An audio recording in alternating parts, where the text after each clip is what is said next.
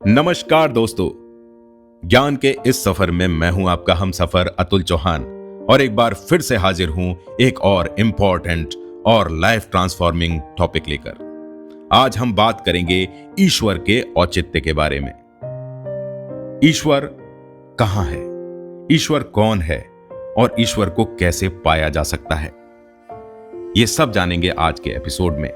लेकिन अगर अभी तक आपने मेरे चैनल को सब्सक्राइब नहीं किया तो प्लीज सब्सक्राइब कर नोटिफिकेशन बेल दबा दें ताकि आपको इस तरह का लाइफ ट्रांसफॉर्मिंग कंटेंट मिलता रहे। तो आइए शुरुआत करते हैं। ईश्वर कहां है। बहुत समय पहले की बात है, देवताओं और मनुष्यों के बीच एक अद्भुत खेल खेला गया। इस खेल में ईश्वर ने स्वयं को छुपाने का फैसला किया और देवताओं और मनुष्यों को उन्हें ढूंढने का काम सौंपा गया। देवता बड़े उत्साह से इस खेल में जुट गए। उन्होंने ईश्वर को पहले पहाड़ों, नदियों और जंगलों में खोजा, फिर आकाश, तारों और सूरज में भी। पूरे ब्रह्मांड को खोज डाला, लेकिन ईश्वर कहीं नहीं मिला। ईश्वर का कुछ अता पता नहीं चला।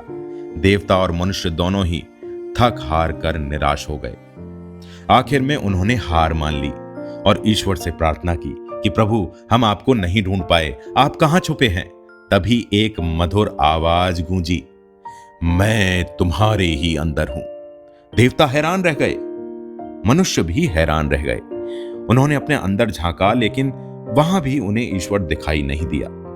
तब ईश्वर ने फिर से कहा, मैं तुम्हारे ही अंदर हूं, तुम्हारे मन के अचेतन में। देवता समझ गए, ईश्वर ने स्वयं को मनुष्यों के अवचेतन मन यानी कि सबकॉन्शियस माइंड में छुपा लिया था। दोस्तों, वो हमारे अंदर ही है, लेकिन हमारी चेतना की परतों के नीचे। जब हम ध्यान केंद्रित करते हैं या फिर प्रार्थना करते हैं, अच्छे कर्म करते हैं, तब हम अपने अवचेतन मन की गहराइयों में उतरते हैं और ईश्वर के दर्शन पाते हैं। दोस्तों, ईश्वर की खोज एक आंतरिक सफर है। ईश्वर की खोज बाहर से ज्यादा अंदर की ओर है। यह एक ऐसा सफर है जो हमें अपने अवचेतन मन यानी कि सबकॉन्शियस माइंड की गहराइयों में ले जाता है। जब हम अपने मन को शांत करते हैं, अपने विचारों को नियंत्रित करते हैं, तब हम ईश्वर के करीब पहुंचते हैं। ईश्वर हमारे अंदर ही है, बस हमें उन्हें पहचानने की जरूरत है। आइए एक उदाहरण से इसे समझते हैं। दोस्तों, एक व्यक्ति रोज ध्यान करता था। एक दिन ध्यान में उसे ऐसा लगा जैसे एक विशाल प्रकाश पुंज में वो समा रहा है।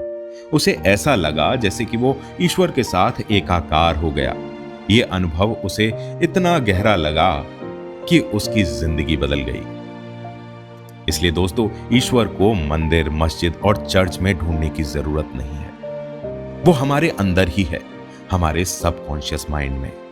हमें बस अपने मन को शांत करना है और ईश्वर के दर्शन स्वतः ही हो जाएंगे। याद रखें, ईश्वर की तलाश एक आंतरिक सफर है। यह सफर बाहर से ज्यादा अंदर की ओर है। गौतम बुद्धा ने इसी बात को समझा और ईश्वर के साथ एकाकार हो गए। आज हम सब उन्हें ईश्वर तुल्य मानते हैं। जब हम अपने अंदर झांकते हैं तो ईश्वर के दर्शन होते हैं। जब हम प्रेम करते हैं, दया करते हैं, क्षमा करते हैं, तो हम सब ईश्वर के करीब पहुंचते हैं। इसलिए अपने अंदर झांकिए, ईश्वर आपको वहीं मिलेगा। दोस्तों, आई होप आज का ये एपिसोड आपको पसंद आया होगा। इसी तरह के लाइफ ट्रांसफॉर्मेटिव कंटेंट को देखने के लिए please subscribe to my channel. और अगर आज का एपिसोड आपको पसंद आया हो तो अपने परिवार वालों, दोस्तों और साथियों के साथ इसे शेयर करना ना भूलें।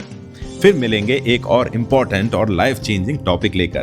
तब तक आप अपना ख्याल रखें और जिंदगी में आगे बढ़ते रहें। ओम शांति।